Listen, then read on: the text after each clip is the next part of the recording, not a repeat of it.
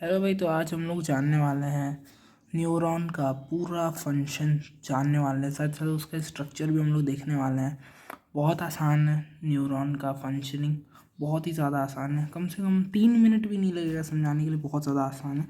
तो न्यूरॉन के स्ट्रक्चर को देख लीजिए, ऐसा दिखता है न्यूरॉन। सबसे पहले तो न्यूरॉन समझने के लिए आपको पहले तो न्यूरॉन्स के कुछ टर्म्स समझने पड़ेंगे।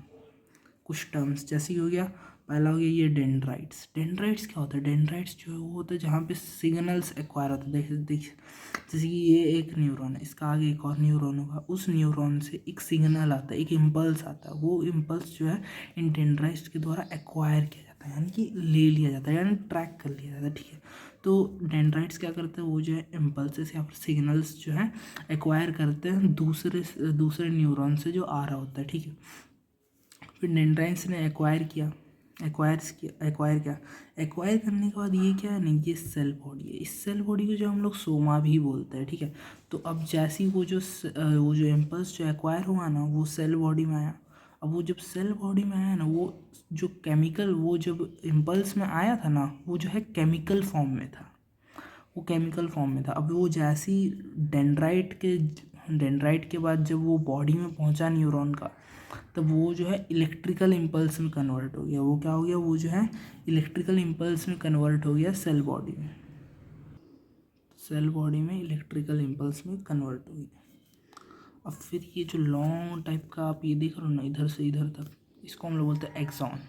एक्सॉन जो है वो लॉन्गेस्ट फाइबर है ये न्यूरॉन का, लॉन्गेस्ट फाइबर। ये क्या करता है? ये जो है इलेक्ट्रिकल इम्पल्सेस को जो है ना, इधर से इलेक्ट्रिकल इम्पल्स को फ्रॉम फ्रॉम मतलब इलेक्ट्रिकल इम्पल्स को जो है ना, फ्रॉम सेल बॉडी से वो जो है ले जाता है और सीधा डेंड्राइट के दूसरा एंड, मतलब डेंड्राइट के एंड तक ले जाता है वो। ठीक है, तो वो क्या करता है? इट ट्रांसमिट्स, यानी कि एक्सॉन क्या करता है? एक्सॉन जो है वो ट्रांसमिट करता है electrical impulse from cell body to dendrites of next neuron. यानी कि ये जो है इधर से सिग्नल लेता है और सीधा वो डेंड्राइट नेक्स्ट न्यूरॉन का डेंड्राइट तक पहुंचा देता है। ठीक है, तो वो इधर से कैरी हो जाता है। ठीक है, दोबारा बताता हूँ। ये डेंड्राइट से एक्वायर करता है सिग्नल आया सेल बॉडी में, सेल बॉडी को हम लोग सोमा भी बोलते हैं। इधर में जो है वो इलेक्ट्रिकल इम्पल्स में चेंज हो गया, केमिकल इम्पल्स।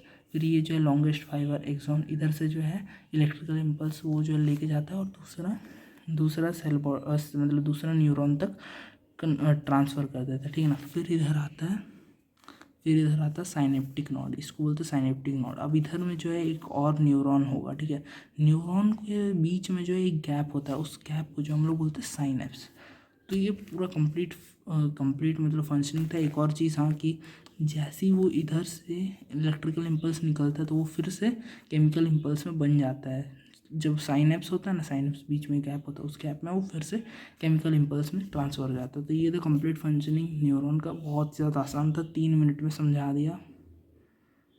आई होप अच्छा लगा होगा। अब हाँ, इसके रिलेटेड आप कोई भी क्वेश्चन सॉल्व कर सकते हो। अब देखो, क्वेश्चन ऐसा आ सकता है कि what is the longest fibre of neuron, या फिर हो सकता है बेसिक और फंडामेंटल यूनिट जो है कौन सा होता है नर्वस सिस्टम का, वो भी न्यूरॉन ही होता है। ठीक है, और भी पूछ सकता है कि कहाँ से इम्पल्स एक्वायर होता है डेंड्राइट, या फिर फंक्शनिंग पूछ सकता है, एकदम बड़ा वाला क्वेश्चन तो आप पूरा बता सकते हो।